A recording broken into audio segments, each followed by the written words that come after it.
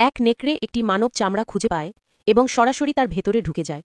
চামড়াটির সাথে সাথে ফুলে ওঠে এবং নেকড়েটির দাঁত মানুষের মুখের মধ্য দিয়ে বেরিয়ে আসে। সে নিখুঁতভাবে মানব চামড়াটি পরিধান করে ছদ্মবেশ নেয়। এক পথচারী তার পাশ দিয়ে যাবার সময় নেকড়েটি উঠে দাঁড়ায় এবং মানুষের মতো ভঙ্গি নকল করে হেঁটে তাকে অনুসরণ করে।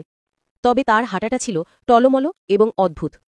শহরে যাওয়ার পথে একটি ছোট মেয়ের কুকুর তাকে দেখে ক্রমাগত ঘেউ ঘেউ করতে থাকে, কিন্তু নেকড়েটি তাকে উপেক্ষা করে হাঁটতে থাকে।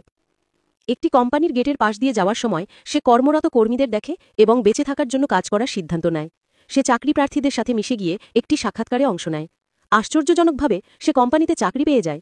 নেকড়েটি তার নেকড়েসুলভ মনোযোগ ও একাগ্রতা দিয়ে কাজ করে এবং বসের প্রশংসা অর্জন করে। ফলে তার পদোন্নতি ও বেতন বৃদ্ধি হয়। এরপর সে একটি বিলাসবহুল বাড়িতে চলে আসে। এত সহজেই সবকিছু পাওয়ার কারণে নেকড়েটি আনন্দে ঘাসের ওপর দৌড়তে শুরু করে। বাচ্চাদের মতো হামাগুড়ি দেয়। জিনিসপত্র স্থানান্তরের কর্মীরা এটি দেখে অবাক হয়ে যায়।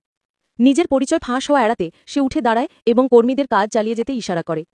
নেকড়েটি দূরের জঙ্গলের দিকে তাকায় এবং তার মুক্তভাবে বিচরণ করার দিনগুলোর কথা মনে করে। কাজের ক্লান্তির সময় দেয়ালে ঝোলানো হরিণের ছবি তার ভেতরের মাংসের প্রতি আকাঙ্ক্ষাকে জাগিয়ে তোলে। সময় গড়িয়ে যায়, নেকড়েটি একজন সুন্দরী স্ত্রীকে বিয়ে করে।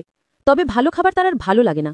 স্ত্রীর কোলে একটি ছোট কুকুরছানা দেখে তার কাঁচা মাংসের প্রতি তীব্র আকাঙ্ক্ষা জেগে ওঠে। পরের দিন সে একটি পোষা প্রাণীর দোকান থেকে একটি ছোট বিড়াল কিনে গ্যারেজে লুকিয়ে রাখে। সে বিড়ালটিকে বের করে আনার সময় তার কাঁচা মাংসের লোভ বাড়তে থাকে, কিন্তু ঠিক সেই মুহূর্তে তার মেয়ে গ্যারেজের দরজা ঠেলে ভেতরে আসে। নেকড়েটি অবশ্যই তার নেকড়ের আসল রূপ মেয়ের সামনে প্রকাশ করতে পারে না। দীর্ঘদিন ধরে নিজেকে দমন করে রাখার কারণে সে কষ্ট পাচ্ছিল। দেয়ালে ঝুলানো হরিণের ছবি এবং টেবিলে রাখা স্ট্যাপলার সবকিছুই তার ভেতরের মাংসের আকাঙ্ক্ষাকে উস্কে দিত। একদিন রাতে টিভিতে একটি নেকড়েকে খাবার উপভোগ করতে দেখে এবং মেয়ে কোলে থাকা ছোট কুকুরের খাবার দেখে সে তার স্ত্রীকে বলে যে সে তার লোভ আর নিয়ন্ত্রণ করতে পারছে না। স্ত্রী তার স্বামীর কথা বুঝতে পারে না। নেকড়েটির বন্য প্রবৃত্তি নিয়ন্ত্রণের বাইরে চলে যায়। পরের দিন অফিসে একটি মিটিংয়ে নেকড়েটি বিভ্রম দেখতে শুরু করে। স্লাইডগুলোতে কাঁচা মাংস এবং মাংস গিলে ফেলার দৃশ্য। সে তার রক্তের তৃষ্ণার চেপে রাখতে পারে না। সে তার সহকর্মীর গলার দিকে তাকিয়ে থাকে এবং তাকে খাওয়ার ইচ্ছে হয়। সে টেবিলের উপর লাফিয়ে উঠে সহকর্মীর দিকে ঝাঁপিয়ে পড়ে। উপস্থিত সকলে হতবাক হয়ে যায়। অবশেষে নেকড়েটি তার পশমের বড় থাবা প্রকাশ করে এবং সহকর্মীরা বুঝতে পারে যে সে আসলে মানুষের চামড়া পরা একটি নেকড়ে। তার পরিচয় ফাঁস হওয়া যাওয়ায় সে ধাওয়ার শিকার হয়। সে প্রাণপণে ছুটে নিজের বাড়িতে ফিরে আসে, কিন্তু নেকড়ের আসল রূপ দেখে স্ত্রী ও মেয়ে ভয় পায়। সে পাগলের মতো মানুষের চামড়াটি খুলে ফেলে এবং নিজের আসল রূপ দেখিয়ে পরিবারের কাছে সহানুভূতি চায়, কিন্তু তার স্ত্রী তাকে চলে যেতে বলে।